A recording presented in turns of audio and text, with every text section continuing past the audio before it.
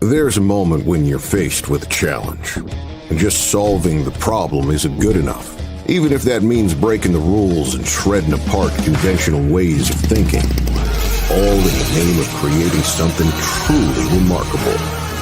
With this much control at its command, we didn't stop with just one. We created two incredible trolling motors.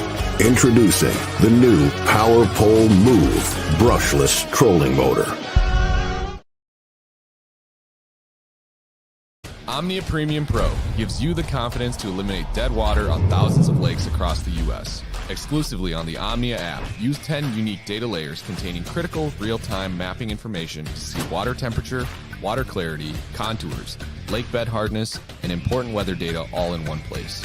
Matched with Omnia's loyalty credit program on all your tackle and gear needs, this is the only app you need in your arsenal for success on the water.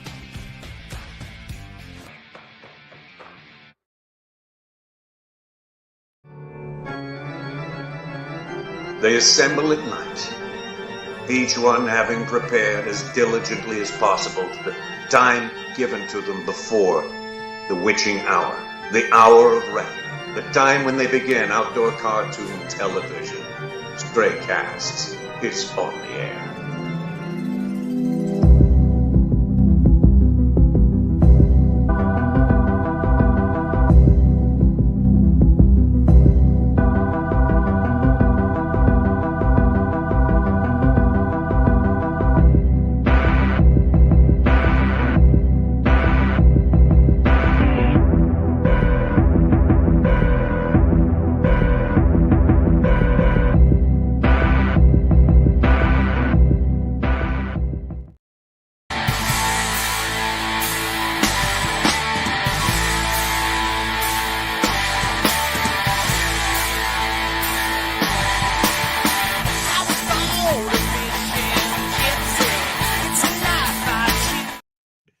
Good evening, glory, hallelujah to you. What the heck's your story and what's going through you?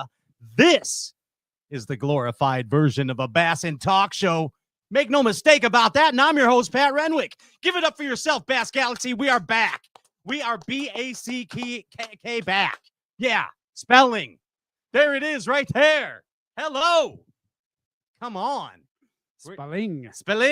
Ladies and gentlemen, that man over there, he is my cohort in this crime, my co-host of this show, the one and only, Ryan Popcorn Whitaker. Hello. Hi. Ryan. How are you, sir? What's going on? Is our I just studio got here. Yes, there's our studio audience. Thanks for showing up. I don't know. They did it.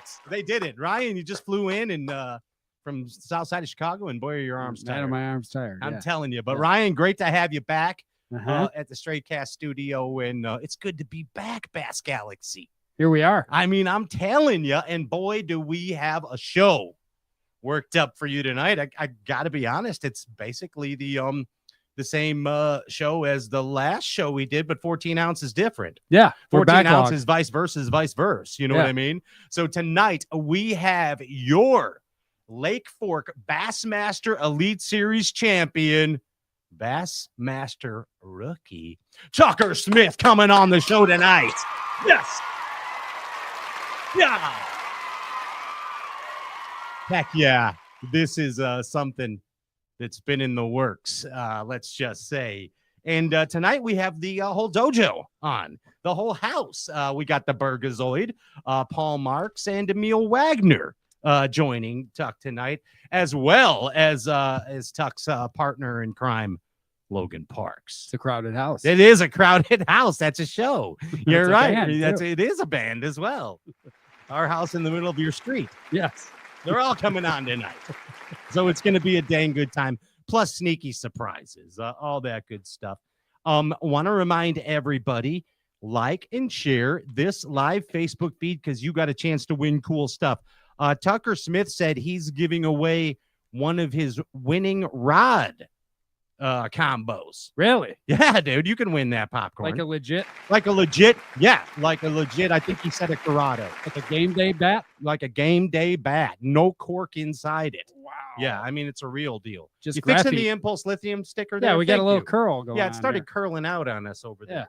Yeah. Also, speaking of Impulse Lithium, like and share the live Facebook feed and your chance to win some Impulse Lithium swag. That's right. That's right. And, of course, a tin cup box of goodness to your door.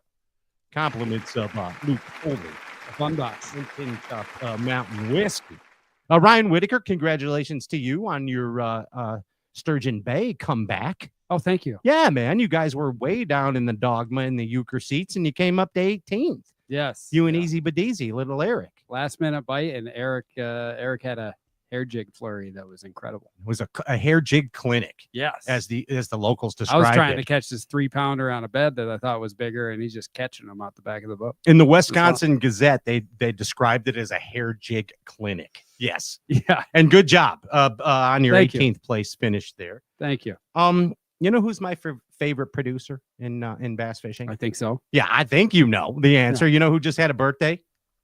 Yeah, I think so. He's old enough now to go to bass mitzvahs and bars on his own. Yeah. Ladies and gentlemen, He can he's ride roller coaster. right on the head, like a passing producer should be. He's the one and only Andrew Ellenberger. Hello, Andy. What's up, Pat? What's up, Rye?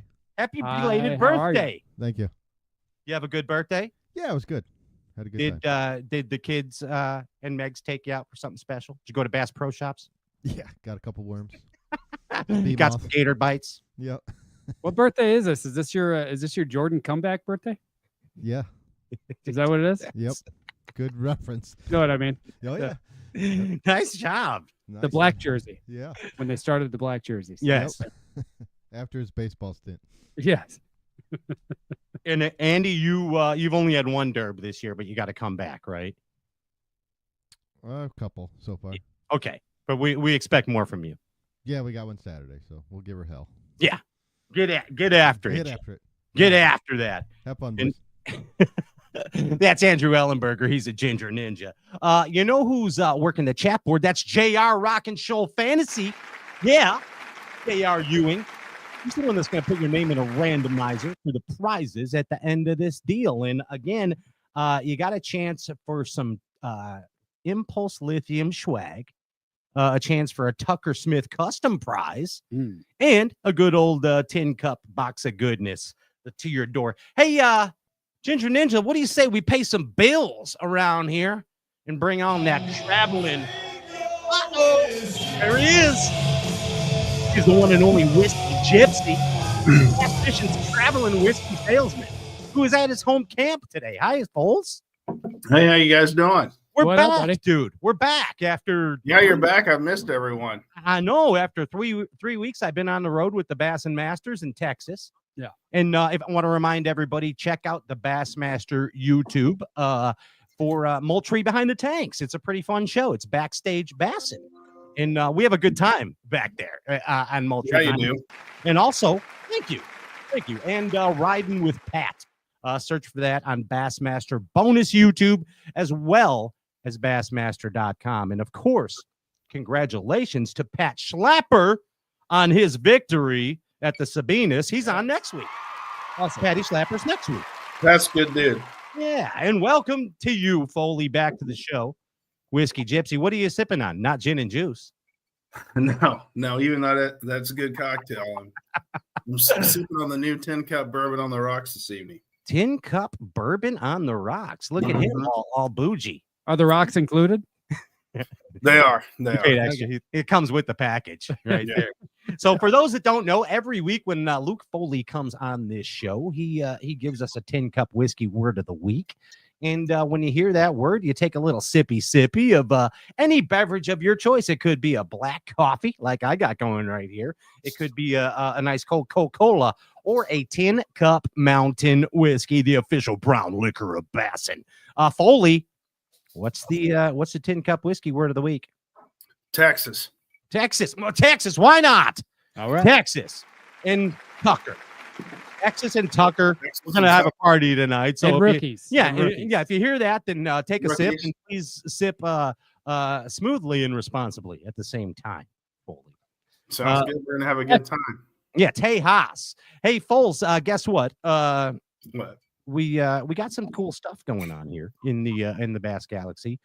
First off, the Impulse Lithium bonus points. Ryan, you Yeah, did you tournament qualify? Did you rewards. qualify for that? You got to win.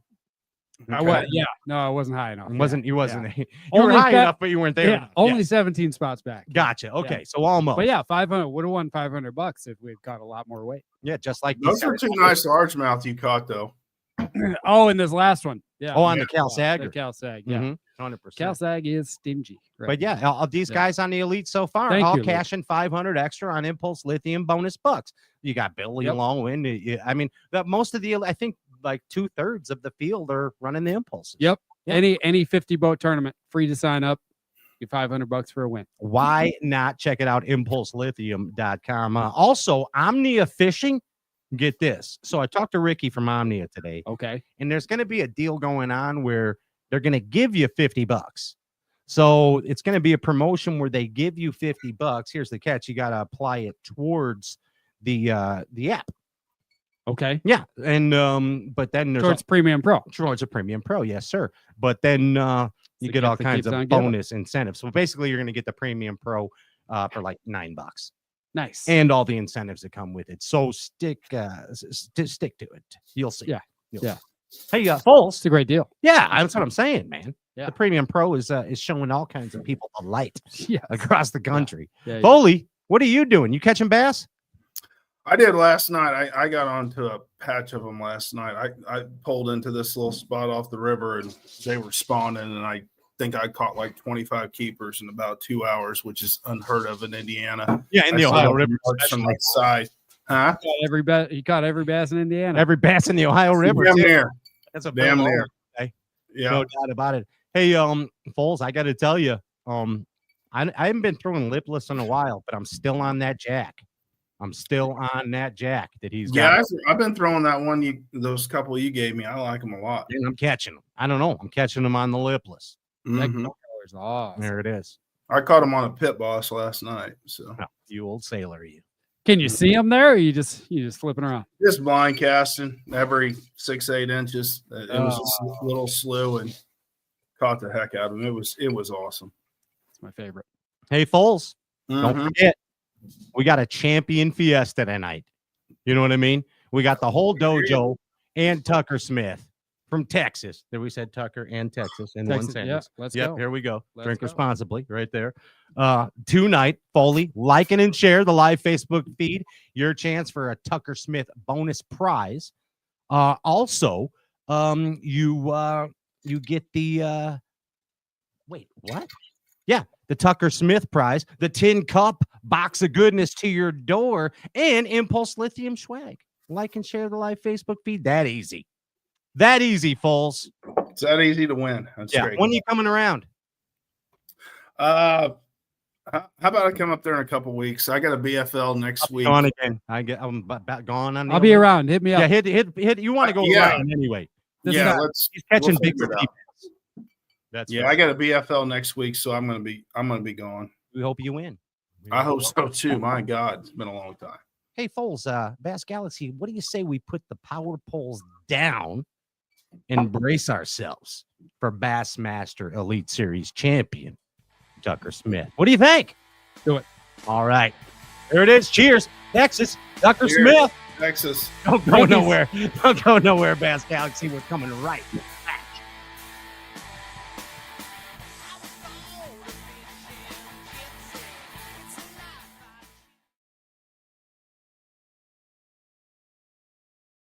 This is the mountain, and this is mountain whiskey.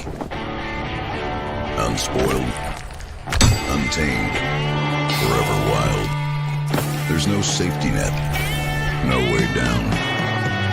Up here, it's just man and the mountain and his tin cup. Tin Cup Whiskey.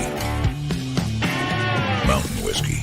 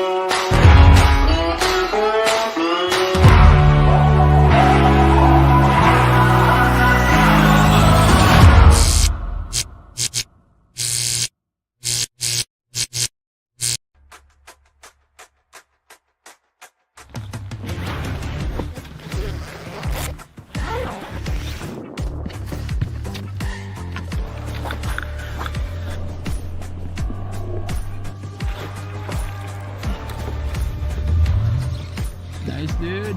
Yeah, buddy.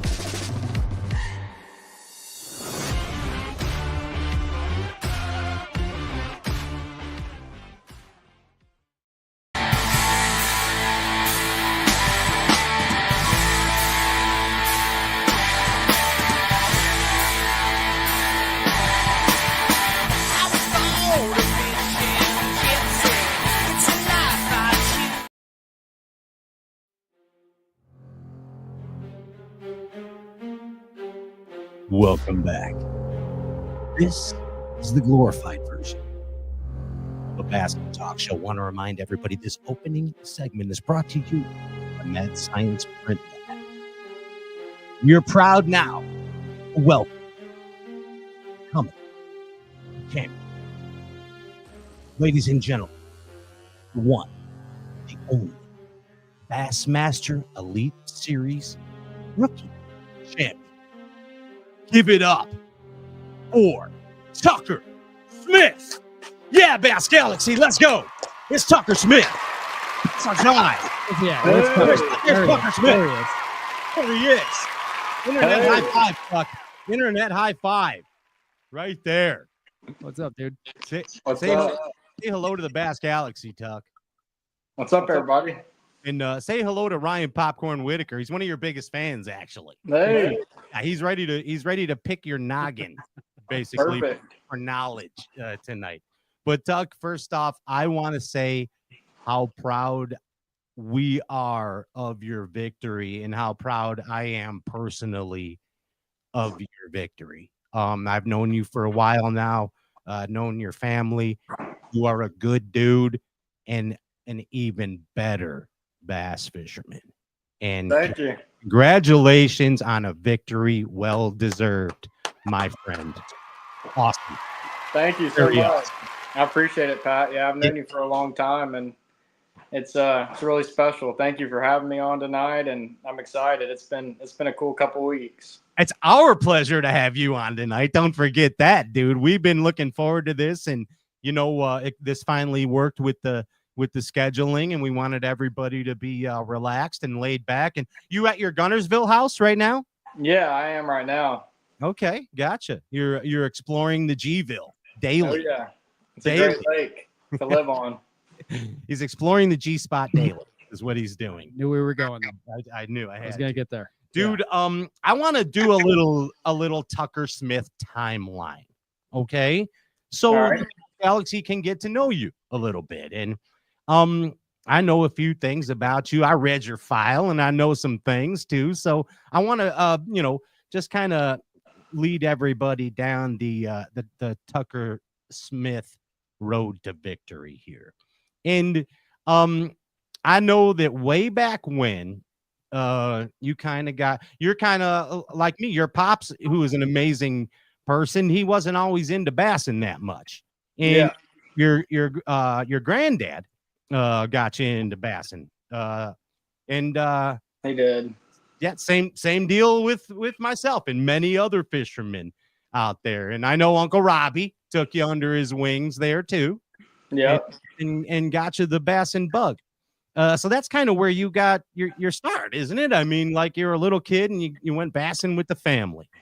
Yeah, I started off really young age fishing. It's always been in my family, and my grandparents have a lake house on Logan Martin, and that's where I spent all my summers. I would spend like weeks at a time, like 2 weeks at a time, just up at the lake house, fishing off the dock or fishing with my grandfather in his boat.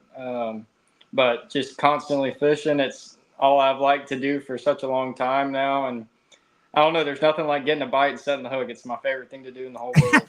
Right? Yep. Grandpa Bo. Isn't that a bassin name? That's a bassin Yeah. name right there. That's pretty awesome, dude. Now, here's what's pretty cool that a lot of people might not know about you, Tuck, but like you Ryan, the skateboard's falling. Jeez. You've been an athlete most of your life. You've played sports in grade school and almost up until high school, until you turned a very negative situation into a positive situation. And I don't know if you necessarily looked at it like this, but like you were laid up for I don't know how long. You broke your leg playing football, and you were laid up forever. in a wheelchair. And like during that time is when you really caught the bass and bug, like cooped up, cabin fever. Now let's get surrounded and engulfed with bass fishing. Is that kind of what happened to you, Tuck? Yeah, for sure. I had I think it was in 8th grade. I had a bad accident where I snapped my leg in half in football, and then it was like a year recovery in the bed. Like a horror movie. Yeah, Like it was the femur? Did you break your femur? no, it was a fib, so tibia and fibula, like both of them, like basically your shin just snapping in half. Yikes. And so yeah, and then I was laid up in the bed for a long time. It was like a year recovery, and all I did was watch YouTube fishing videos and just watch old Bassmaster videos on my phone, and I just got fired up about it. But so by the time, even when I got into the wheelchair, I was fishing out of the wheelchair. I was so pumped, ready to go. I would That's awesome. I would have a coffee cup out there and flip a jig into the coffee cup like all day. I was just like itching to go. And finally, like when I was able to walk around and get a boot on, I went fishing. And I think that kind of that setback is what really drove me to, that I wanted to fish a bunch. After doing a bunch of research and laid up in the bed like that, I was like just ready to go. And after that, I just hit the ground running and fished as much as I could. Literally, like since that point, you've fished, I mean, probably most days of your life. Okay. Yeah. So how old are you now, Tuck? 23. Oh, 23. Okay. And that was when you were in what, 8th grade or a freshman? 8th grade. Yeah. So, I mean, pretty much every day since 8th grade, you have gone bassing. Is that a pretty accurate statement? A good amount of those days, yeah. Whether it be in a pond or a lake or a creek or anything like that, I was trying to find a way to fish almost every day. Now, I know it's a very unconventional profession, bass fishing, and you have a very supportive family, obviously. But was there ever a time where your parents were like, "Hey, get a real job"? Was there any of that going on? I mean, yeah, I did some stuff like around the house and like worked with my dad a little bit and did some like landscaping stuff a little bit, but mostly it was just they were super supportive. I played sports like you were saying, and then I got into the fishing, and after I started to fish a ton and have a little bit of success in the fishing realm, they started to notice it and were like, "Hey, like, we're going to support you when you do this." And I was like, I want to go all for it. No more sports, just fishing. And I just went all for fishing and ended up just fishing so many tournaments and started having a little bit of success. And just kept going from there.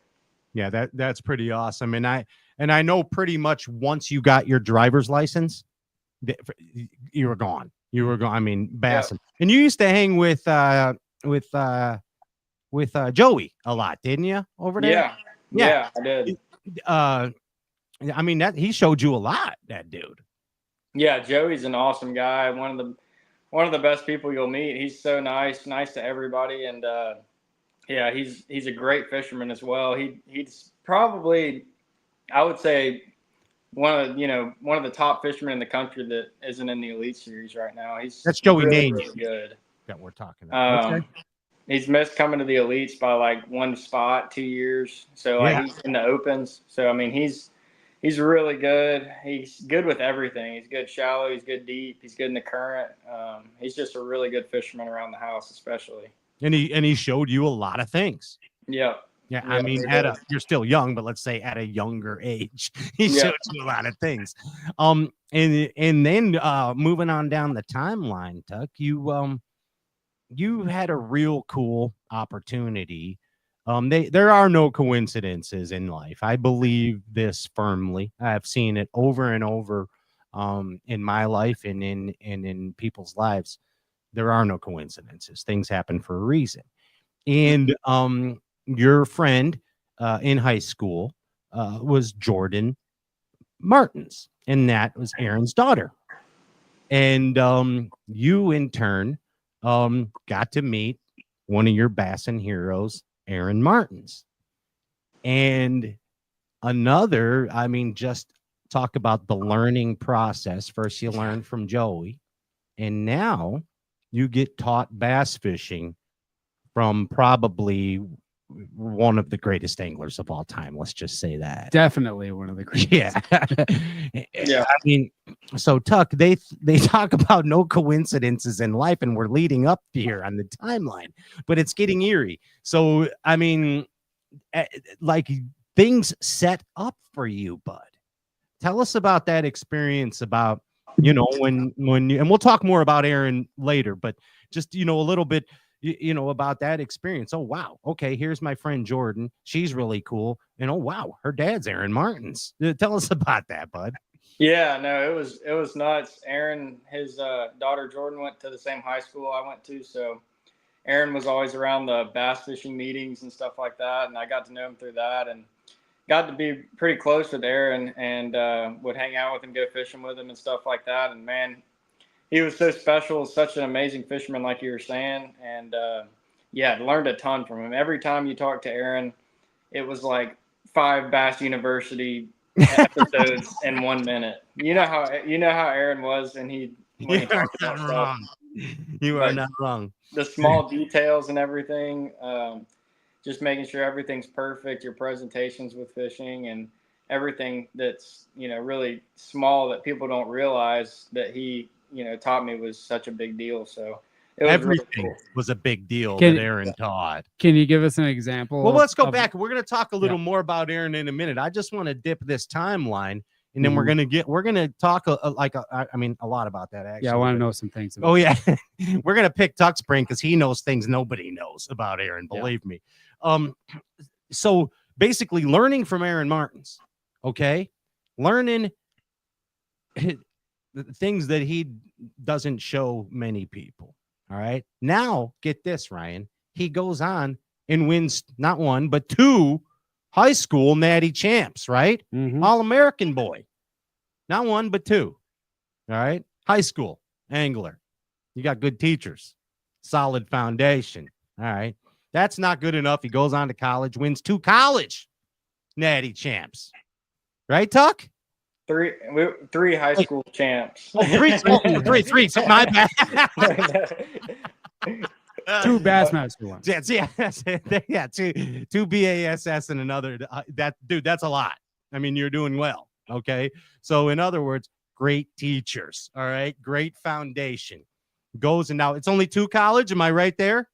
2 college. Yep. Okay. 2 college ones. Just 2. 2. But then let's throw in during his college years and $1 million win with Logan Parks and Johnny Morris's derb. What was that one called?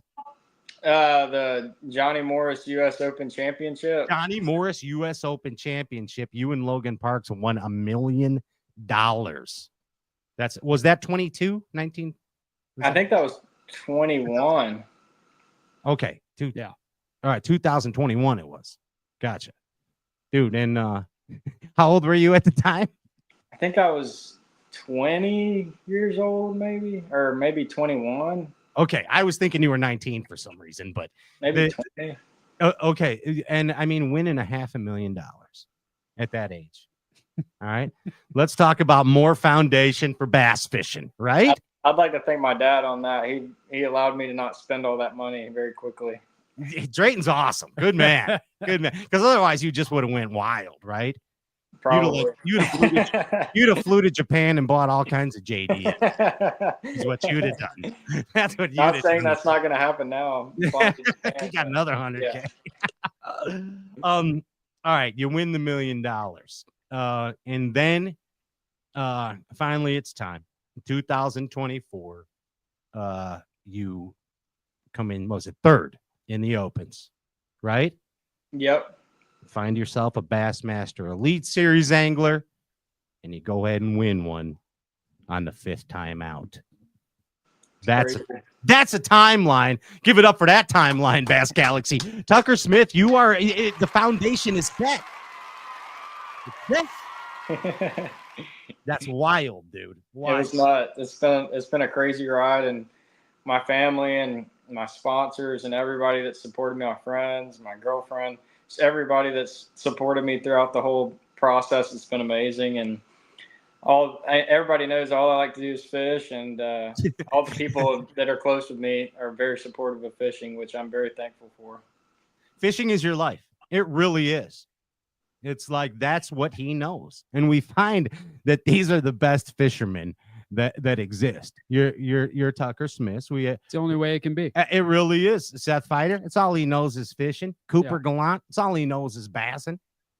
Brandon Palaniuk. All he knows is bassing. Yeah. Double A Ron Martins. All he knew was bassing. That's it. Those are the breed. You got to live it. That's the breed right there. Yeah.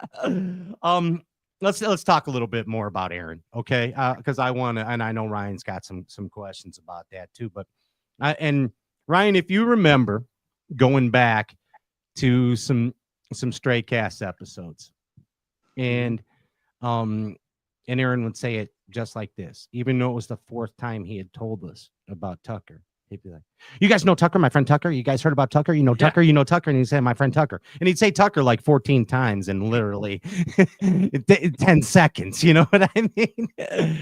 And we're like, "Yeah, you told us about Tucker." And he's going to win. He's going to win Bassmasters. He's going to win Bassmasters. Yeah. All right, dude. That's awesome. Yeah. High school kid. That's great. They'll take that, Aaron. We'll take it. I know you're all hyped up and we love it. And then there'd be other times when Aaron would call and he'd be like, "Hey, Tuck's in the back seat. You know my friend Tucker? You know Tucker, right? You met Tucker before, right? Tucker's going to win an Elite Series event." Like again, like he had that much belief in you. And I got to be honest, I never heard that belief from now Aaron loved everybody. We know that, but I never heard that belief out of him as I heard the belief he had in you. And many anglers, Randy Howell was telling us the same thing behind the tanks. Remember, Tuck? Same thing. Yeah, he said the same thing. Man, Aaron believed in you. He believed in you. There's a difference between being friends with somebody and believing in somebody, you know? And the guy believed in you, man. Now tell me this, like when you kind of touched on it a little bit, but whenever you go fishing with Aaron, he would always challenge people, right? Did he challenge you? Like he'd be like, "What would you do next?" And I would always give a wrong answer. It seemed like I would always give a wrong answer, but like what you would find out is there wasn't really wrong answers. Did you have similar experiences like that, Tuck? Yeah, for sure. I mean, that's just like you were saying with Aaron saying I was going to win one. I never saw that, especially at the time. And I just didn't see it coming. And he saw it coming, and I just didn't believe it. You know, I've never been one of those guys that is like, I'm the best, I'm good. You know, I've always tried to stay humble and like just fish hard, and it's just what I like to do. I just like having fun, and I mean, I can't believe that it's worked out like this, but I definitely didn't see it coming. And Aaron, he would always, you know, the craziest thing is how he would think about tying on a certain bait. You know, you'd be fishing around. He'd be like, "I'm going to tie on this swim bait on this head because it goes this deep and this current's moving this quick. And if I barely turn the reel handle, it's going to stay right above those rocks and their fish are going to come out and eat it." And he's like, "There's going to be some fish right there on those big rocks right there." And then he'd pull out, you know, a swim bait, for example, tie it on, and literally his first cast, he'd catch one. Like, that's just the kind of stuff that Aaron would do. He processed all that. All that.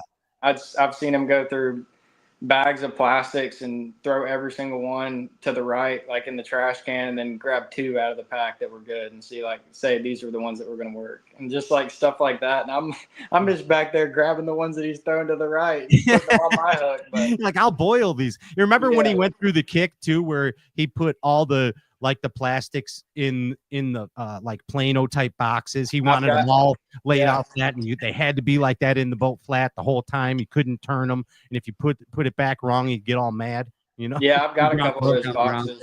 Yeah, just packing them. I got to point out, I hope people are paying attention to what you were saying, but what you just said is that, you know, you always try to stay humble and just try to have fun.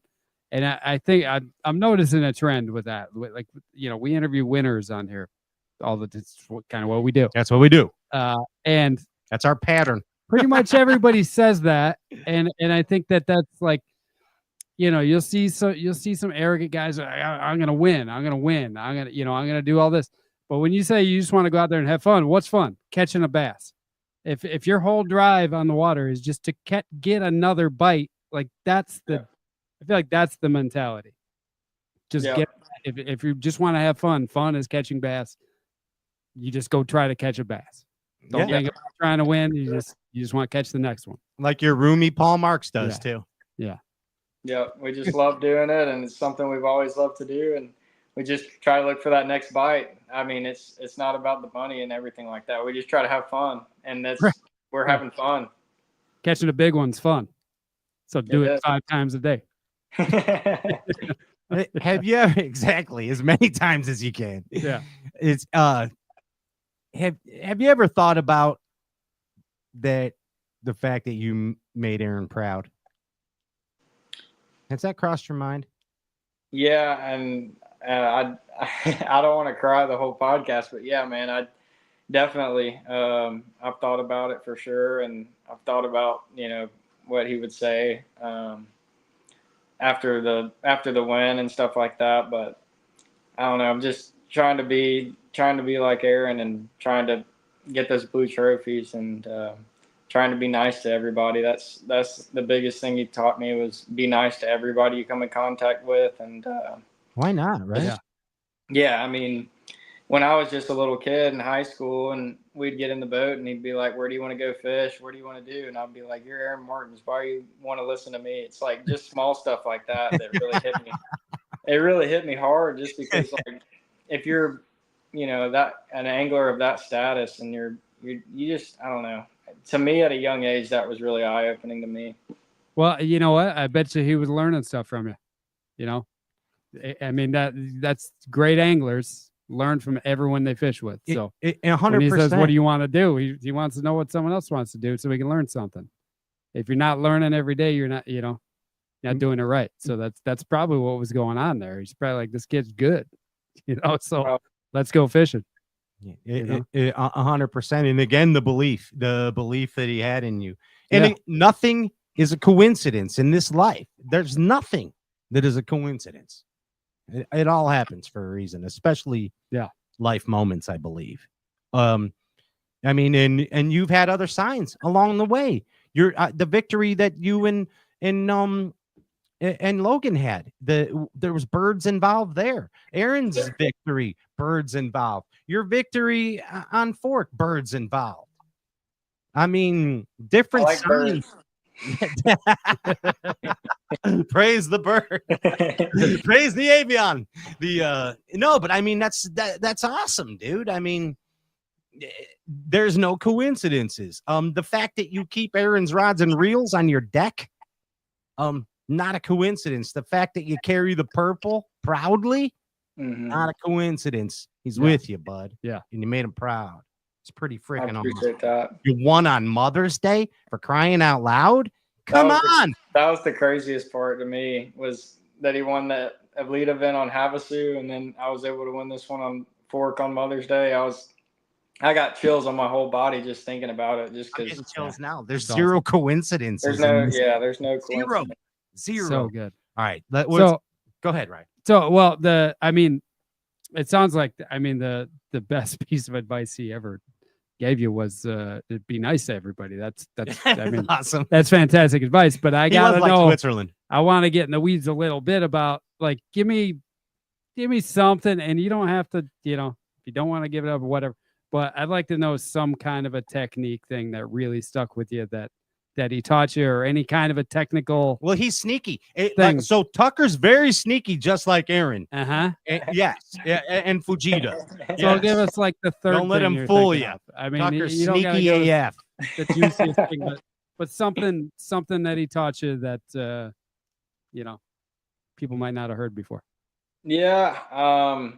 Honestly, a lot of people that knew Aaron knew how big he was on his electronics when it comes to side scan and down scan and everything like that. He taught me a lot about side scan, a lot about the settings that, to see the structure super clear, see fish super clear.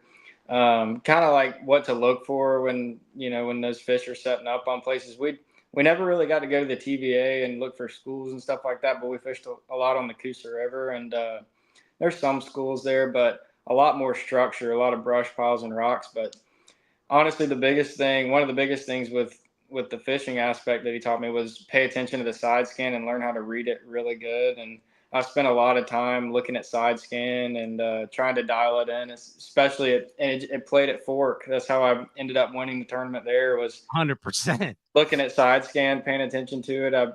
My favorite color is the blue palette on the side scan, and Oh, okay. Okay. the same color that he used. But I mean, it's just a lot of small stuff that he taught me, but in the broad scheme of things, just Why is the blue color better?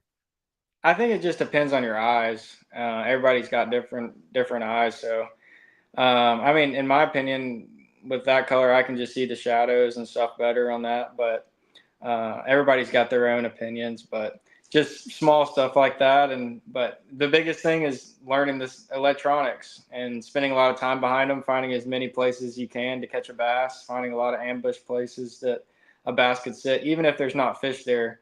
Mark a place that looks good, because it could have a fish in an hour, it could have a fish the next day. So I like that you and a lot of other anglers out there really utilize that side imaging, that hummingbird deal. And it's like, so everybody bitches about the forward facing, or not everybody, a lot of people bitching about the forward facing, but here's what they might not remember. Like, Ryan, I know you remember well, go back to the Ike and Ellie Van Dam community hole days. Van Dam was kicking everybody's ass on side image. He learned how to use it before anybody else did.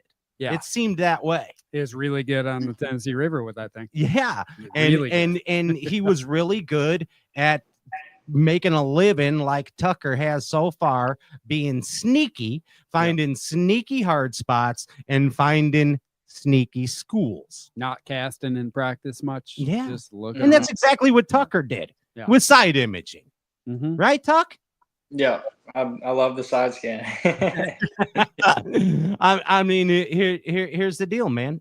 Hard spots, sneaky spots, being sneaky, and side scanning, and then keeping track of what those fish are doing that you found. Right? Yeah, exactly. Seeing what they're related to, trying to replicate that on different bodies of water, and even on the same body of water, replicating where those fish are at on different areas of the lake. Yeah. And let's get a little technical for a minute. We're gonna do what we call tournament victory in a nutshell. Okay, so we're gonna talk about your fork victory here, how you forked them up. In a nutshell. And you basically, hey, you've done Bassmaster did an amazing job of covering your win. Okay. We also love to read the Bass and Blaster, and there's been a lot of great articles on it. So we're kind of going to do a little victory in a nutshell. And Ryan Whitaker is he's going to pick your brain a little bit and get the juice, the sauce out of Tucker Smith. And I got a couple things I'm going to interject because I got to get some answers from this kid. We need answers. We started touching. We need on answers. The stuff I really want to know that I haven't seen anywhere. But just to recap, I mean, incredible derby, almost the all-time. 127 pounds. Century guy. Forgot ounces. about that. Yeah, 127 pounds. Day 1, 25.4. Day 2, that was a 30. shitty bag. Yeah, you were down there a little bit. It's terrible. Backing it up on day 2 with a 34.5, and then day 3, 33.1, and then just slamming the door with 34.14. What an animal. What was your biggest one? Like 8 something too? 812 or something? Yeah, 812. It's stupid what I remember. 812. Yikes. No, so we're gonna go to the since we're not far off it. I want to go straight to this side imaging and the hard spot deal. Like, I know you say that, and you're saying that a lot. Side imaging, hard spots, and I've used side imaging a lot for a lot of years since it came out, and I'm not 100% sure I know what a hard spot really looks like what you're talking about. I mean, I've seen some rock scrapes and some rock patches and stuff like that, but Mm-hmm. what is it exactly you're looking for? Does it have to be on a contour break? Does it need to have a drop close to it? Anything like, or can it just be a hard spot anywhere? And tell the Bass Galaxy what it looks like as well. Yeah, please, what does if that you look could like describe on visually your screen? No, I mean it can be on a contour line, or it could be up on a flat, it could be up on a point. But the biggest thing is a hard spot, especially in those lakes that that don't have a ton of rocks on the bottom. It's going to be the brightest return on your side scan. So it's basically going to be like super white colored, super light colored. And a lot of the best hard spots that I was finding were about the size of a bass boat, or Really? yeah, they were pretty small. But there'd be on, I think it was probably maybe 3 or 4 of the places that I had were probably about the size of a bass boat, and it was just super hard bottom shell, and there would be about 5 to 6, 7 fish on them, and you would throw in there and catch 1 and maybe 2, and then you have to leave and come back and rotate them. But those big fish just like sitting on that hard bottom. I don't know if it's because they can pin those shad up against the bottom and not stir up a bunch of mud, or a lot of the places it's kind of directly in the current. So a lot of that, a lot of that current and wind current washes the bottom right there and makes that super hard bottom right on those near those drops. But they can really be anywhere. But the biggest thing is looking at those contours. I would say the majority of my places I found were near a steep drop, near deep water. Those fish want to have deep water access, and they need to kind of be close to those spawning areas where those fish are spawning, and where they're moving out to. They're going to try to, if there's a big spawning cove, usually those best hard spots are kind of around the mouths of those or farther out, but it kind of just depends on the lake. But there's a lot of stuff about it. How important was depth? Like, did these hard spots need to be in a certain depth, or did it kind of not matter? Not necessarily. Certain parts of the lake, they needed to be a little bit shallower. Like in the creeks, the thermocline was a lot shallower in the creeks than it was in the main lake. So in the main lake, I actually had some hard spots that were in like 25 foot that I was catching them in. And in the creeks, most of the stuff in the creeks was shallower. It was at most 15 foot. I had some places that were in 6 foot that were pretty shallow. But I think the biggest reason why they were shallower in there was the thermocline. Those bass were not wanting to get under that thermocline. So Interesting. On the main lake, though, they were getting deeper for sure, because that thermocline was in like 30 foot, and the places in 25 seemed to be really good. And I think when I saw you at the Derb, you said in practice you had found 3 schools. Is that what you had told me? And I'm like, you catch any big ones? Just some 6s or 7s. Well, I didn't make many casts. I think, yeah, I think like I found probably I'd say like 5 good places in practice that I felt like I could get a bite. And then actually in the tournament, I found 2 or 3 new places after I'd had a good bag early in the morning. Oh, nice. And found a few new places that had some big fish. But yeah, those fish in practice, they weren't pulling a ton of water, and the fish were really grouped up good. And then we had a heavy rain. The lake came up and the floodgates opened, so those fish got really tight at the bottom, and they didn't group up good. They kind of left the areas, and then as that tournament went on, the water stabilized more. They shut the floodgates off, and then those fish were actually lifting up off the bottom where you could see them easier, and they were grouping up. And then I was able to catch them better and better every day. Yeah. So if you're if you're on one of these spots where they're real tight to the bottom and you're not sure if there's fish there, you just throw, right? Just throw, see if one comes up. I mean, you can kind of see them on side scan. There'll be like a little tiny little there'll be some of them there you'll see, but you like won't maggots. see a ton of them. Somewhat in the shadow. Sometimes you'll throw down there and they'll actually come up off the bottom, and you can see how many there actually is. But most of the time when that current's ripping like that, they're just not a ton grouped up together tight like that on fork. I don't know why it's different on fork than it seems like the TVA. There's not when they're pulling current. All right, let's do some technique stuff. You're throwing a minnow and a jig. When you're rolling up on the spot, What's the minnow? Unnamed minnow. What's the minnow? It's an unnamed. What's the minnow and what's the size? I was throwing a 1/4 ounce jig head. 7-inch minnow, right? He's sneaky. I told you he's sneaky. He's sneaky. The size is out there. I found that it's 7. It's a 7-inch. Is he right, or should he believe everything he reads on the internet, Tucker? No, he's right. It's a 7-inch. Big gizzies, big buckets. I was just trying to match the hatch with those big gizzard shad out there. There's a lot of big gizzards. Is it was it important, and is it important what bait goes in first? Because you're throwing a jig and you're throwing a minnow. Like, do you not want to pull them off the spot with the minnow on the first cast? You throw the jig first, or vice versa? It was kind of a 1-2 punch. I started with the minnow just because if you could get those fish fired up, you might be able to catch more than one in consecutive casts. Mm-hmm. And once they kind of split up and they kind of scattered out, I would pick up that jig and drag it really slow across those shells. And I'd pick up 1 or 2 good bites on every place before I left. That's awesome. Wild, stupid in the weeds question here, but how if you get fish to chase that minnow, like in this tournament in particular, if you throw in there 4 or 5 times and they chase it and they don't eat it, do you keep throwing that thing, or are you going to switch up, or is it that's one thing I struggle with. Like when do I give up on throwing at these fish that are chasing every cast and go to something else, or leave, come back, or whatever? Like how many casts in a row you get followed and not bit until you just stop trying? It depends on how many fish there are. If it's like a small group of fish with 3 or 4 fish in it, I might make 2, 3, 4 casts just to try to present it to all those fish. But if it's a big school, I'll sit there for a while and I'll start, throwing on the edge of them, and then I'll work my way in so that I don't just throw past the whole school and pull the whole school off. I try to get as many opportunities as I can to get a bite. So I try to throw it to the edge of them and work my way in.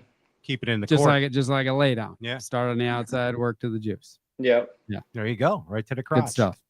Hey, so I got to remind everybody, if you have not liked and shared the live Facebook feed, you should now, because you have the opportunity to win not 1, not 2, but 3 prizes. First, a tin cup box of goodness to your door. Second off, a box of Impulse swag, Impulse lithium batteries, the official battery of Tucker Smith. We got not a whole battery coming to your door, but some swag. And then get this. Now, Tuck, you're giving away something to a lucky Stray Cast viewer. What do you got going? What are you giving away tonight? Yeah, I was going to give a Shimano Corrado rod, but I don't want to send it and have a chance of it breaking, so I might just send a Shimano reel. Wow, that's really cool. Holy cow. I think that would be pretty sweet for somebody. And then also I'll probably throw out some tackle as well. A Tucker Smith champion pack. Or you're throwing a Shimano reel and some tackle. Yep. Those 7-inch baits? I don't know. We'll think about it. If you're real nice. But that's awesome. Like and share the live Facebook feed and your chance to win some cool stuff tonight. We'll pick you and randomizer at the end of the show. And Tucker, it's the give it away. All right. Yeah. And now back to the derp. Sorry about that. You caught one on a swim jig.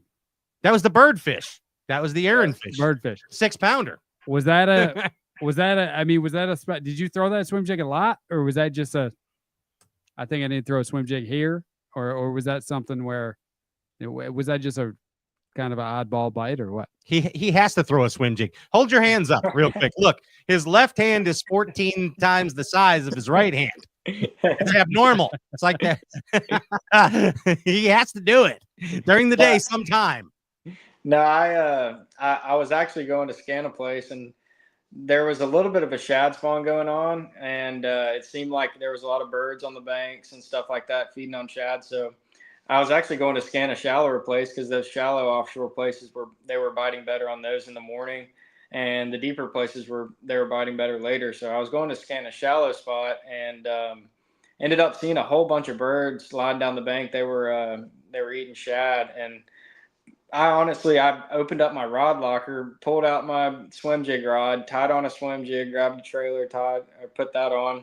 And I think it was like my third cast. I caught 1 over 6. So Wow. It was cool. It was just on a tree, like off the bank, and there was a bunch of shad like flickering around the tree, and I threw over there, and he came right out there, and he spit up like 5 or 6 shad when I flipped him in the boat. Oh, goodness gracious. So you're going to scan a shallow spot. What's shallow? 5 foot? Like a 6 foot area. Okay. When you're scanning a 6 foot area, what's the distance you want to be at on your side imaging? How far you want to be shooting each side? I always keep mine on 100 foot. Do you? You just do 100 foot across the board. I do 100 the whole time, just because I feel like I can tell size better when I keep it the same distance. And that mega imaging so clear, you can see good in 6 foot of water, so out to 100. So I keep it on 100, and I try to just go real slow and try to get a good picture. Keep it consistent. Okay. Side imaging Tucker. It's awesome. I mean, we know how you caught him. You're a minnow. You're shaking that minnow. The only note I had and the foosball jig. I like he switched it up. We've had a lot of minnow fishing on this show over the last year or two. Minnow kids. And most guys are throwing like 8-pound braid to a heavy leader. And you're the first one in a while. You're throwing 15-pound braid to a 15-pound leader. Is that just bigger fish, brush, or is that something you do all the time? I usually do that a bunch. I like the heavier braid. I feel like if you get wrapped around something, or there's a lot of trees out there on Fork, I was just putting, I think it was actually, 15-pound braid to 15-pound leader. So I was just hitting those fish and drilling them to the boat as fast as I could, trying to winch them in so they didn't get down in the timber, didn't break me off or anything. So I was just doing heavy stuff. Mm-hmm. Is there ever a situation anyone's shaking a minnow with a casting rod? I've never done it. I'm sure you could. Why couldn't you with that? Everybody shakes the swim jig with a casting rod. Yeah. Why not a minnow? Maybe the ROF. Maybe you don't get the same ROF. I don't know. I mean, you could be onto something. Hey, do that with a cat. You can do 15 to 15 with a casting rod. Try it. Just the same. I mean, BFS, especially with some big smallmouths too. Sure, just boat flopping them. Sixes. The biggest thing I think is the drag. Like the drag on a spinning reel is so good. Better. It's so silky. It's better when they jump. It's better when they dig super hard by the boat, and you don't want to end up having to click your button and lose an 8-pounder or something. But if you can throw 15, and you're trying to pull a fish away from a brush pile, I mean, come on. Yeah. With a big I don't know. I'm just curious why we don't see that. I mean, it's definitely easier to shake the minnow with a spinning rod, but I'd love to see it. Try it. Get on that. I think a smallmouth swing. Let's see some casting tackle. Just big brown ones coming over the gunnel. Yeah. But Tuck, congratulations, dude, on the victory. Well deserved. And I mean, dude, it's hell yes. It was written. It is written, and we see many more. Thank you. Yeah, I appreciate it. Coming your way. So, dude, what do you say we party now? You want to party? Yeah, let's do it. Andy, how's the Ginger Ninja doing over there in producer land? Do you want to start the party and bring on some special guests, Ginge? Yep, no problem. Let's do it. Hey, should we give him his stats while we're waiting for the party? I think you should. Yeah, he's got. I mean, in his few short years, we got to do your stats. He's got some stats. You probed Ronnie Moore for these? I probed him. Thank you. Yep. Thank you. He's been harder to probe lately, but it's harder to catch. Yeah. He's more svelte. But I will say that your stats are slightly skewed because we haven't had that many that have won 2 high school tournaments. Your Bassmaster numbers are skewed because you're a rookie, but we got 48 tournaments. Take the cash and put it on the skewer then. So in 48 tournaments, you've got 5 wins with Bassmaster. 4 of those, two are high school, 2 are college, and then this one we're talking about, Lake Fork. Oh yeah. So 48 tournaments, 5 wins, 18 top 10s. Oh. You've caught 1,445 pounds of bass in your short career. How many years is this? Well, it's 48 tournaments. 48. So this is counting all of his Bassmaster stuff. 1,000. How many? 1,445 pounds. And 900 of those pounds came at Lake Fork. Yeah. It's skewed. You have made $211,606. Sorry, $211,606 Okay. in your short career, Not shabs. not shabs. And what that's coming out to is $146 a pound. Each bass you catch Yep. at this point is worth $146 a pound. Yes. Okay. We'll take that. Next time you come back, we're gonna do only elite series. That's a lot of energy drinks. Because it's a lot higher. And Zen. you're also earning right now $4,408 per tournament Let's go. on average. Let's go. Heck yeah. That's really good with considering this is a lot of high school and college because there ain't that much money in that stuff. So yeah, killing it. Heck yeah. Thank you. Keep on Durbin. I mean, and really, you only had one bad event this year. I mean, Yep. so. And we didn't add plenty- in that $500,000 you want. Yeah, let's add the all this other $500,000 stuff. in and really skew Yeah. this. Yeah. Let's really get that going. All right, where we at, Ginge? We got peeps? Mystery guess? Who could it be? Bring the house. Not yet. We're still waiting on the first one. Okay. I'm sure that there's some they're in hair and makeup. They have to be in hair and makeup. Yeah, we can't have shiny noses. In here. Yes, we can't have none of that. So I'm sure that there's a process involved. Hey, Tuck. I mean, we always ask every Bassmaster elite champion if they had a chance to change a rule on the elite series. What rule would you change or add? I'm trying to think. I know it's a tough question. It's not easy. Yeah, I don't know. I would say blast off at 9 a.m. No, yeah, the later start. Blast Very off good. at 9 a.m. Yeah. for sure. 9 to 5. It's more TV Do the 9 friendly. to 5. Yeah, not a 9 to 5 event. Remember when they had those? Yep. Aaron I would have don't know why loved we that got- too. Yeah, I don't know why we got to get up at daylight. And we That's could really have a good, couple guys. Hours of sleep and get the afternoon bite.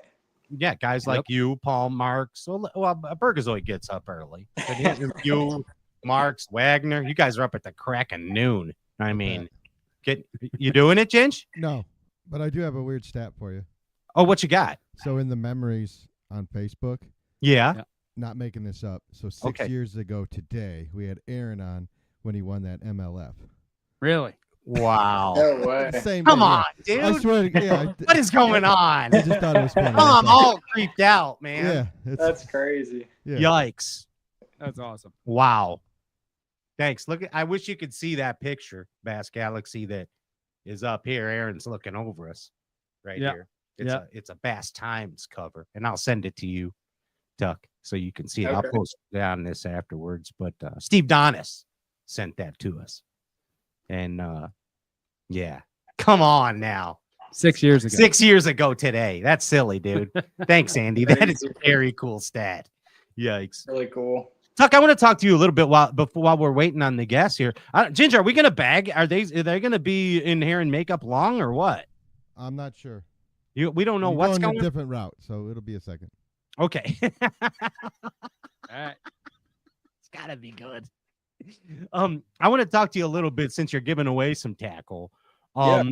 You and I got time to spend some time together on the Pasqua tank, and you can ask all my buds.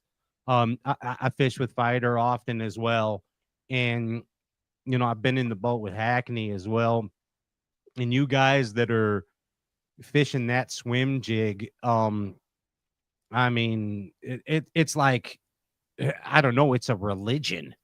The Alabama shake is almost It like is. religion. And I've been telling Ryan, I've been telling him all elite season. I'm like, dude, we're missing out around here. Yeah, Because we saw- we do that northern style thing, where it's kind of like that old Tom Monsoor, Dan Bravarney style of the Mississippi River. Mississippi River deal, Yeah. kind of just throwing out the northern style quarter ounce jig, Just reeling it. reeling it. You know what I Yeah. mean? Yeah. Don't say anything about the Mississippi River. That's true. Yeah, Oh, yeah, yeah. exactly. But I mean, the deal is that's northern style. Swim jigging. Yeah. The Alabama deal is a whole different animal. Exactly. Yeah, you gotta. That's growing up on the Coosa. That's what we did. We swim a jig a bunch. That's how I grew up fishing. But you basically just pump your rod and reel it at the same time, and you want your swim jig to have action, but that trailer is having secondary action behind the swim jig, and that's a thing that gets a lot of big fish and a lot of reaction strikes too. Is having secondary action like that, and popping it off grass, popping it off trees, around boat docks, anything like that. But it's just there's a lot of good shallow cover on the Coosa that those fish like, and swimming a jig is just a good way to catch them. It's a way to smash them. It's shaking a jig. Yeah, it is shaking a jig. It's Alabama shaking. It's a religion. It's some kind of new religion. Oh, wait, hold on a second. This just in, ladies and gentlemen. What is going on here? Who is this guy? I was not expecting this half of the $1 million deal here. There it is, ladies and gentlemen. Gas Galaxy, it's Logan Parks. Give it up. How you doing, bud? I'm doing good. Heck yeah. Hey, your bud won a big derb, Logan. That's what I heard. I heard he won a lot of money. What are you doing? Are you still fishing for red snapper? No, we're actually having we're having our honorary for Tucker. Wait, so you keep cutting in and out, Logan. Holy cow! There it is. That's how you party. How you lay it down for Tucker Smith. I like it. The stream on outside. Everyone's jamming out for Tucker. Heck yeah, man. I mean, it's pretty cool, isn't it, Logan? Pretty insane, dude. I mean, it's not surprising, but it is awesome. Not surprising at all. And amazingly awesome. For sure. The kid, like you, does nothing but bass fish. I mean, well, you told me behind the tanks that you don't bass fish as much because you got honeydew lists now. You got yeah, but Tucker will have a honeydew list one day and he'll still fish. Yeah,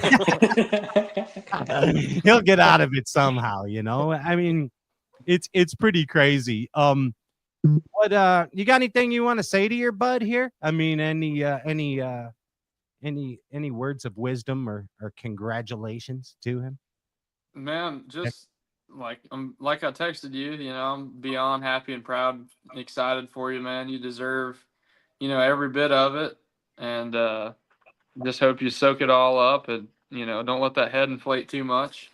I appreciate it. Thank you. Could you imagine Tucker with a giant Mickey Mouse size head? You know what I mean?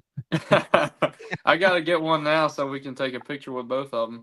Yeah, you're gonna get the next one. I have a feeling your time's coming, LP. I hope so. What does your name say on the deal? It's right behind the Tin Cup logos. It looks like, is it say LEP?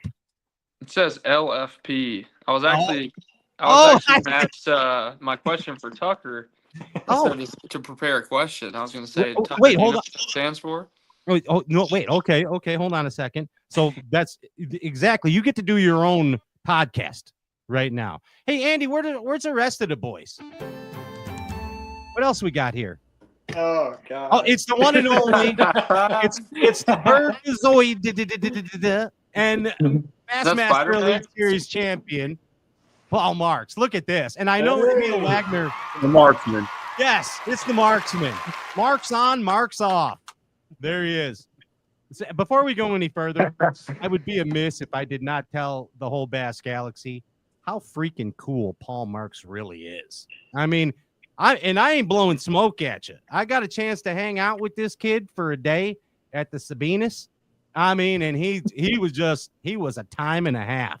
I mean, dobbing for giant turtles, catching alligator gars bigger than you, Ryan, and just the whole time jamming blue strips, loud as it goes. And not just the regular blue strips, the sexy red remix version. Yes. I mean, he's a player. He is. Sexy red. Good job, Paul Marks. Hey, basically, this is the same show as the last Stray Cast show we did, and we're adding Logan Parks to the mix. Yeah, so you're playing the part of Emil Wagner and Logan Parks tonight, just so you know. Logan Wagner. Yeah, you're Logan Wagner. Yes, that's correct. That is correct. You morphed. But this is the part where you guys get to do your own Bass podcast. So now Paul Marks, the Burgazoid. Burgazoid, you look so serious tonight, especially with your. It's a serious. Yeah, I mean, you are so serial right now, Burgazoid. Well, I was watching the podcast and Tucker's just getting dialed in, and I'm just zoned in on all this info. I'm like, man, this is cool. He's a plethora of knowledge. Taking notes, writing stuff down. Yeah. So what Hard we learned, spots. hard spots. Exactly. We learned that Tucker Smith is very calculated in this episode. In last episode, we learned that Paul Marks flies by the seat of his pants. That's what happens. I like that. Paul's just grinning. He's just grinning over there.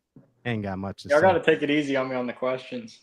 Well, these guys have their own podcast. So if you guys were gonna, what would you name your podcast? You guys want to pick a name for your podcast? Paul, go ahead. Paul, you got I don't know. Probably the Surge Pod. Loberg. Yeah. Surge. Probably the Surge Pod. Surge Pod. Okay. Or should say what will you name your podcast? Because you're definitely gonna have one at some point. Yeah, it's at some point. It's inevitable. Can we call it the Purge Pod? That's what we need. Good. Say What is that, Andy? Podcast, Oh my gosh, what is going on now here? We got double. We got double. Wait a second. Hold on. That's not your dad. That's Tucker. How do you have two Tuckers? Now we know how he's so good. That's Mallory Smith. She spawned Tucker. Welcome to the show, Mallory. Hello. This is what we do when Tucker's not home. Hey! What's going on? Now it's a party. This is my tribute to Kyle Patrick, and congratulations to him on his engagement, by the way. Yes, exactly. That's it. That's great. Congratulations, Kyle Patrick. He is. Love is in the air. It is. I'm telling you. Yeah, I'm telling you. But hey, congratulations to you, Mr. and Mrs. Smith, and the tuck. Yeah, that's creeping me out. Get rid of that. Yeah, it is a little creepy. Yeah, I was like, hey, it's Doug. Can you please send that to us? Guess whose idea that was? That was awesome. That's great special effects. Very good. Spielberg-esque. Way to go, Drayton. I like how you got the shades on too. You're Hollywood. Very Hollywood tonight. I like it. But thank you for spawning Tucker Smith. Well, like I said backstage, I had a part in it, but it was a very short part. So there you go. I thought they called you Big D. I thought that was the dance. Heavy D. Heavy D. Oh, Heavy D. Okay. Okay. But seriously, congratulations on this. And I would be amiss if I didn't say that Mallory Smith has some Bassin history, some in her past, some royalty in her past. You actually as a young lady, got to your family knew Tom Mann, the late great Tom Mann. I used to go and stay with him all the time because my dad fished tournaments and was good friends with him. That's pretty awesome. And you still have 100 bags of jelly worms that Tucker's. That's right. That's right. We do. That's the deal. What do we got going on here now? Oh, I thought it was Emil's here too. Oh my gosh, that's Emil. Emil's in the mist. Hey, he's at a night derb. The Wednesday nighter. He's at the Wednesday nighter. Get what off my throwing, hole. Emil? Hey, Tucker. I'm just slinging around out here. Everybody's like that. He's just slinging it around. Hey, wait, who was on with Logan? I missed it a minute. I'm a AU Bass alum. What's going on? What's up? What are you doing, party boy? You talking to Eating me? cupcake, drinking water. Drinking juice boxes, eating cupcakes. That's a party. That's a party right there. Hey, but welcome to the what is this called? The Surge podcast, where Tucker's friends and family get to ask him questions, ask Tucker anything about life or his victory. And I think it would only be appropriate if Mallory and Heavy D went first. So Welcome to the. Hey, you got to give us an intro, Heavy D. Welcome to the Surge podcast. All right, welcome to the Surge podcast. I'm still waiting for my 10-cup party pack to arrive at my house, which I don't have yet. Listening, there it is. Pat, you promised me that 2 years ago at the Classic, and I have not received it yet. Pat So just so you know, with the, I have short-term memory loss. That's my excuse. But I gave you my address 3 times, but that's okay. I know where you live. I have my own house in the backyard. He stayed here one time. Be told.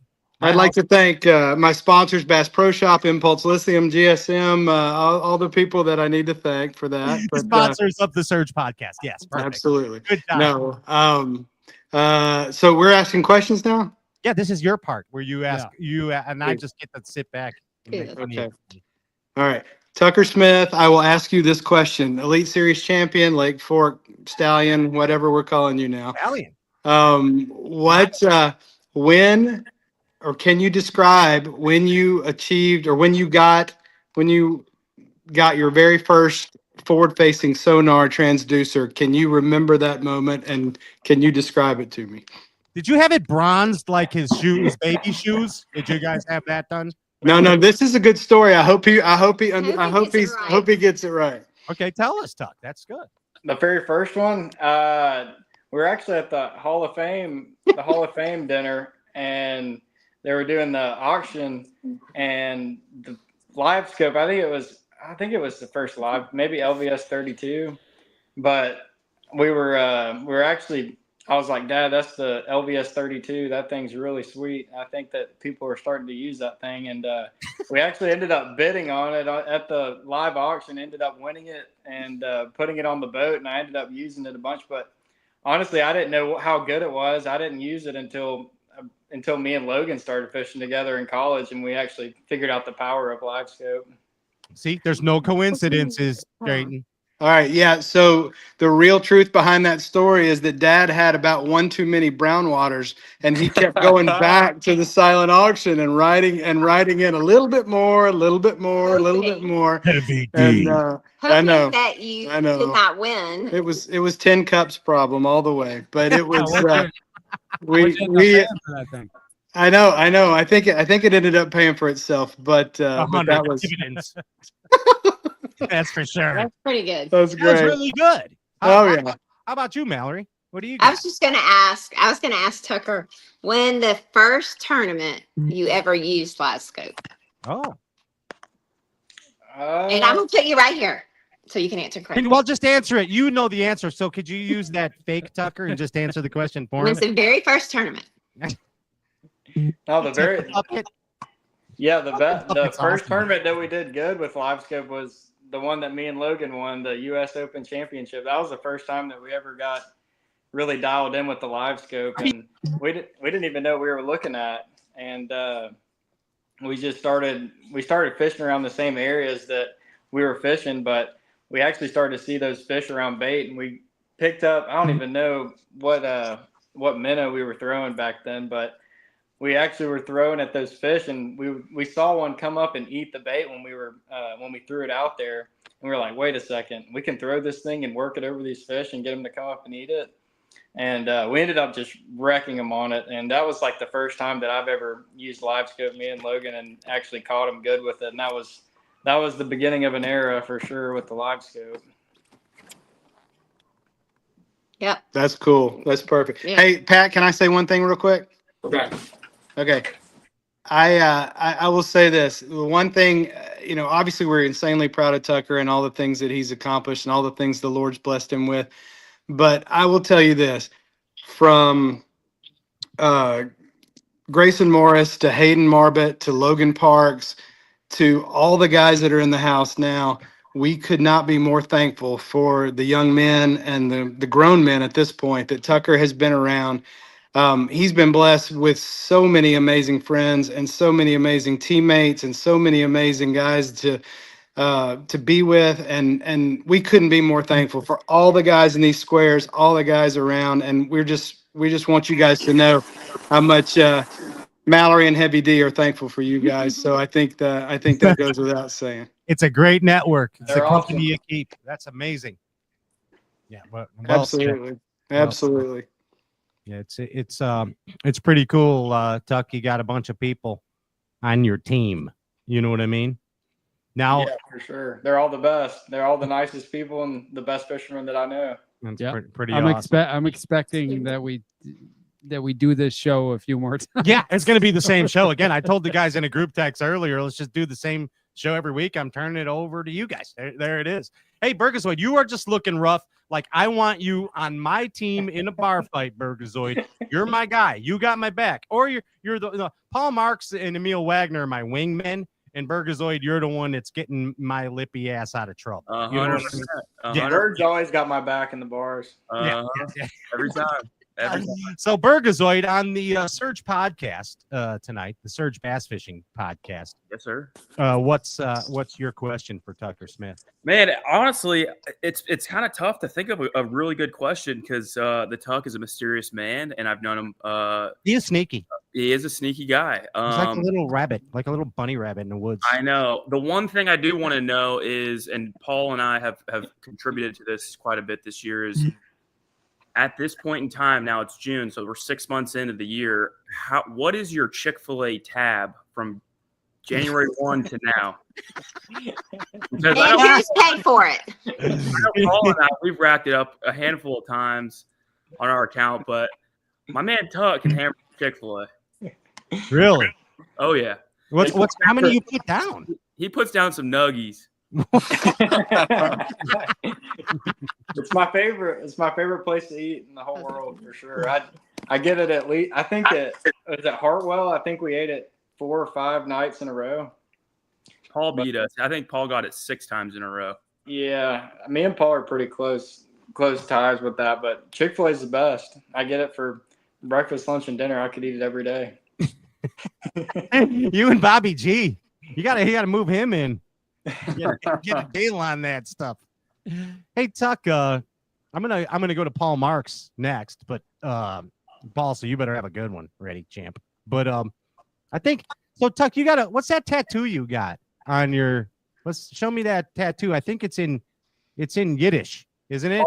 Paul's got one. Yeah, Paul's got one too. That's why we're going to what you show. What's your tattoo you guys got there? What is that?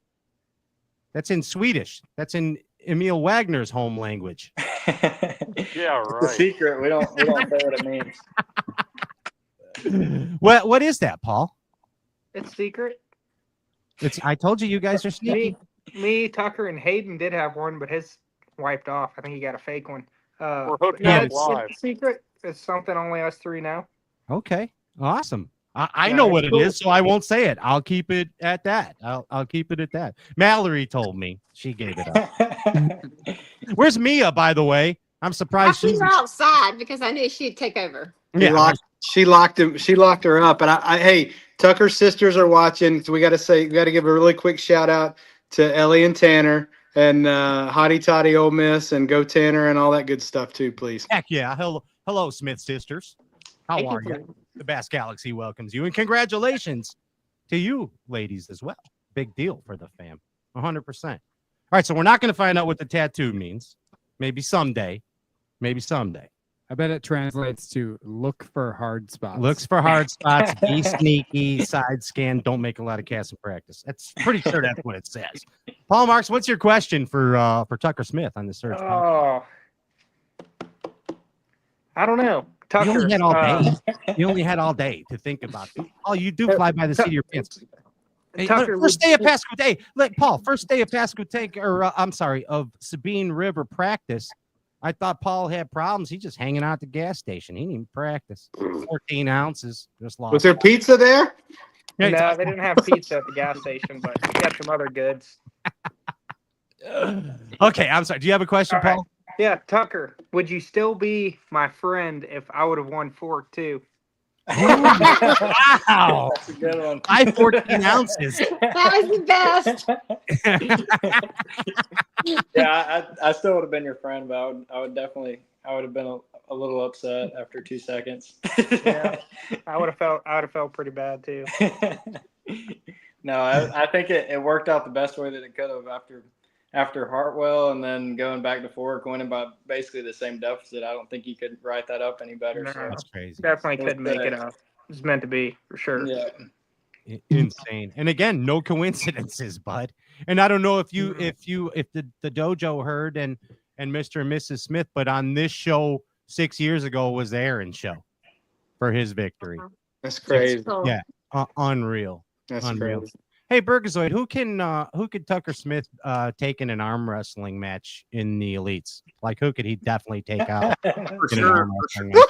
match? Emil Wagner. For sure, Emil Wagner. Emil? Probably a lot of them. I mean, like I said in the last up? podcast, that dude can swing on a swim jig hook set. So he's sneaky. He may look like a small guy, but hey, he can arm wrestle. He's got magnum strength. He's got Got to magnum be strength. left-handed though. Left-handed. Yep. Hey, and he's tatted, so I mean he's really strong. I know. He's a badass. He's a B.A. Baracus. There's no doubt. my about it. strength 10%. There's no doubt about it. Hey, Logan, what do you think the most foolish thing that Tucker spent that $500,000 on? One of the most foolish spends he did. He said Drayton kept him from spending all the money, but I don't buy that for a minute. I don't buy it. Hey, real quick, that was and Logan's dad, John Parks, gave me some advice, and he said, "Don't let him spend anything." And I was like, "Hey, sir, absolutely not a problem." Well, he lent me $25K, so that was. That's a proper You didn't know Bassett, about man. that, did you? You didn't know about that, did you? You did. Logan, what'd you spend? What did you purposely spend your money on? Man, I got this freaking sweet house here.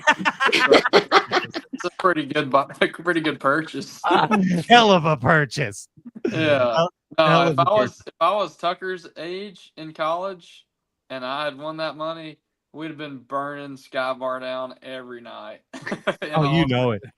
Luckily, I was a little bit more mature and about to graduate from college and about to get engaged, and it just worked out better to where I didn't blow a bunch of it. But I did burn down Sky Bar one night. I like how you said a little bit more mature. At least he was honest about it. I like that part. But yeah, it could have gone horribly left with a Bass and Rockstar horror story ending, but it didn't. It's got a Cinderella story. That's the deal. I mean, but that's crazy to me still. When we had you guys on and you won $1 million, I mean, that's silly talk for bass fishing. Yeah. I mean, crazy. Is Emil there in the mist? Yeah, can you hear me? Emil, He's on my hole. Yeah. So you're poaching Paul's stuff. Where are you fishing right now? I don't know. One of his brush piles. There's so many of them. I don't know which one's which. Are you fishing the blue strips? I mean, the green lights? No, the green lights pretty much all suck out here. No, dude. I wish it'd be a lot easier. Is that a pattern, the blue strip pattern? Yeah, if you turn that on, you probably catch a pretty good one. And you get one right away. Paul Marks do that. Paul was jamming Danzig too, Ryan. Oh, yeah? He was jamming some Danzig. Okay. Man. I think you were jamming it at Fork or something. I don't know. I think you were playing it at Blast Off. I don't know what happened. Emil, so again, you are a bass fishing talk show host on the Surge podcast. Named did Paul you name that?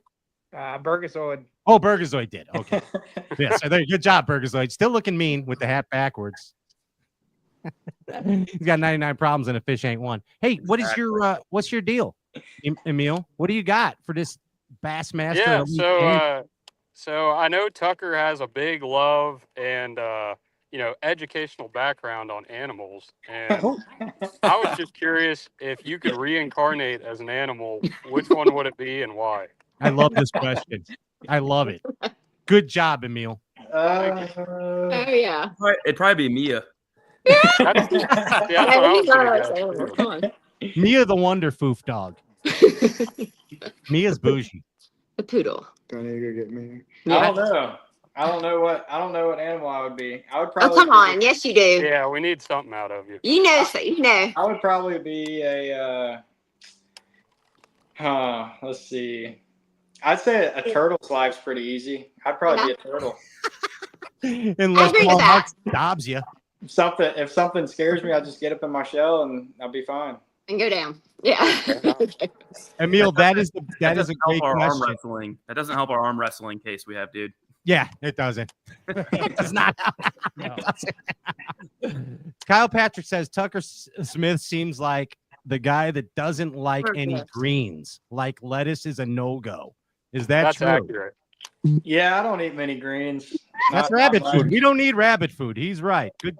Not much. I usually just eat chicken and steak, and that's about it. Yeah, that's good. The proteins. Hey, Emil, that was an amazing question. We actually asked. Oh, there's Mia. Welcome to the show, Mia. Hey, and Sissy. Yo, what's going on? Hello. Hey, look, Tuck, the fam.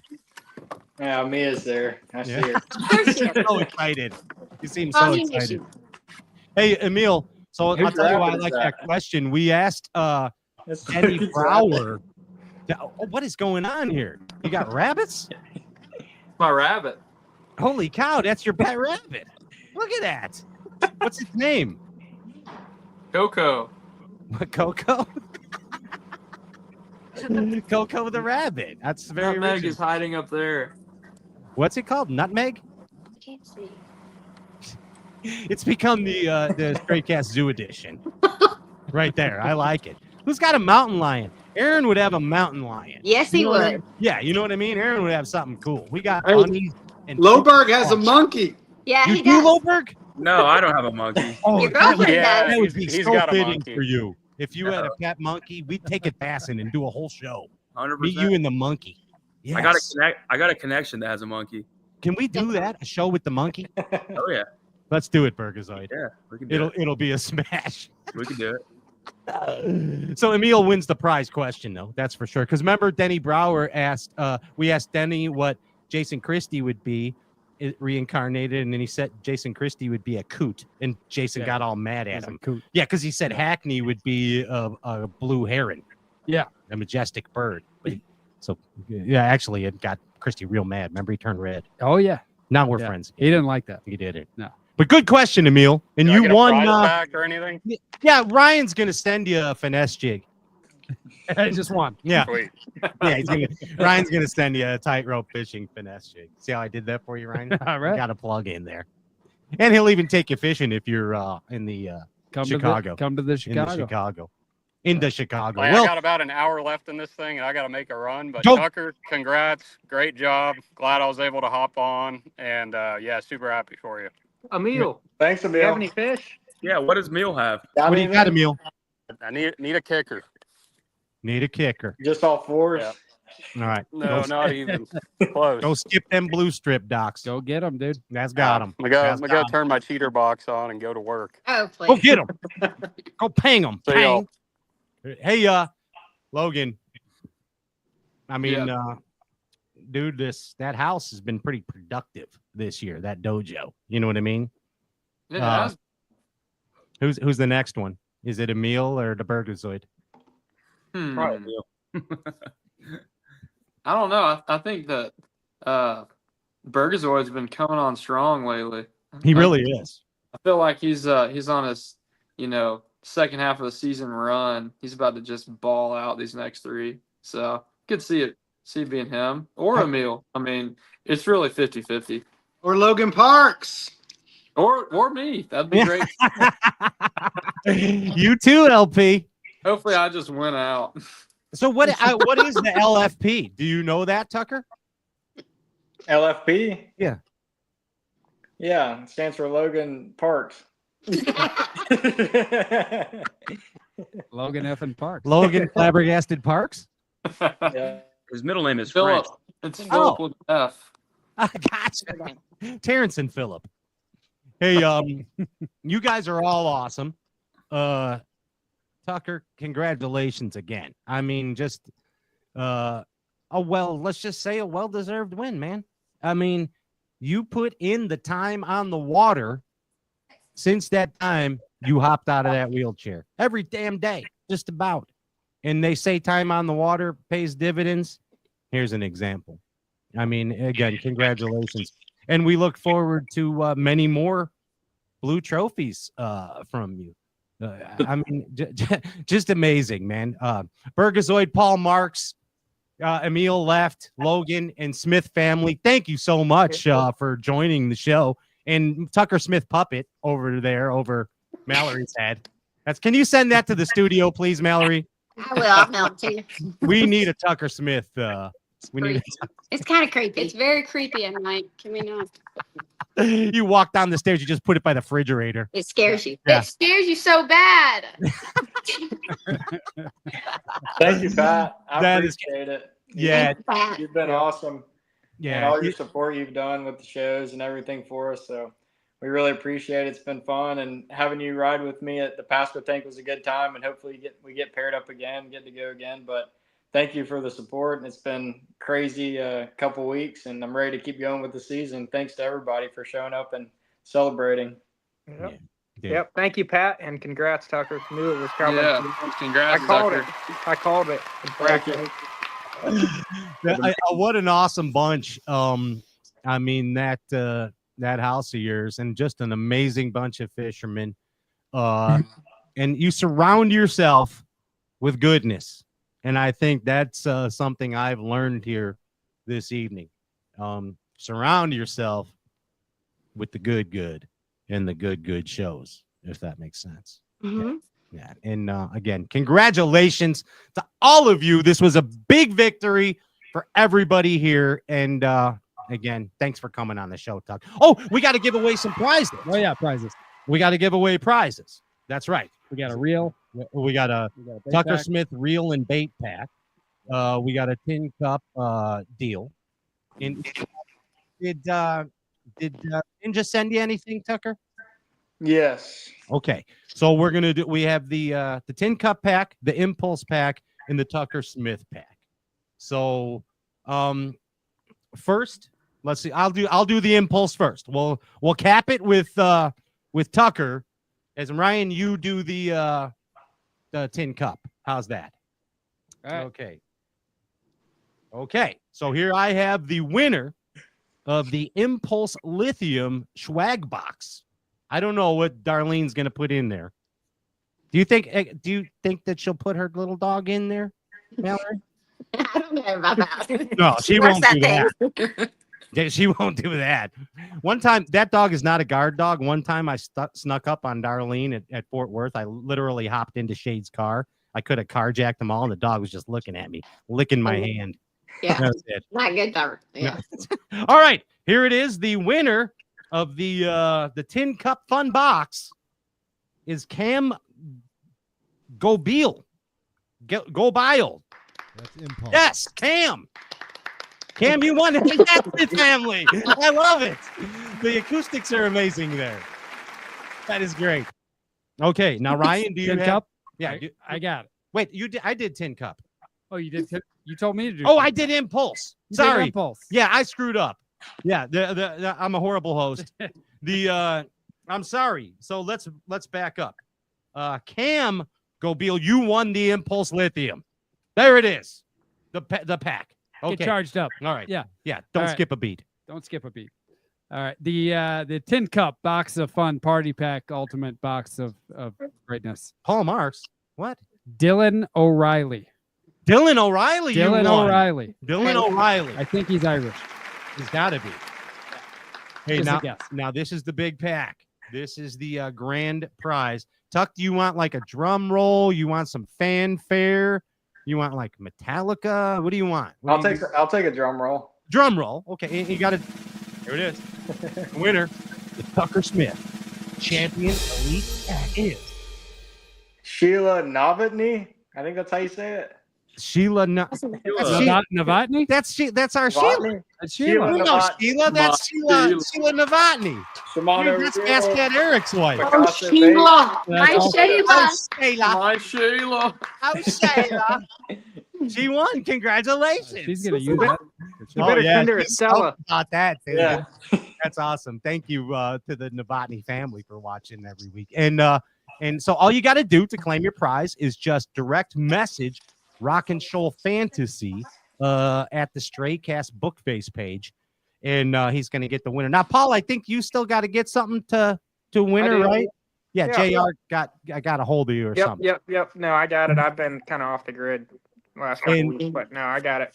About to ship and, it out tomorrow. And looks like Drayton's giving away a full set of dentures. Yeah, big Heavy D in the house, and Mallory a whole home redecorating packet. There it is. I mean, these are prizes you can't do without. But hey, again, thank you to all of you, to your support to this show, for this show. And again, congratulations. This is where magic happens. We have a good time on these champion shows. I'll tell you. Yeah, thanks again.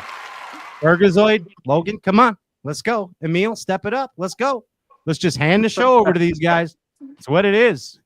Drayton, write up the contract. Let's get it going.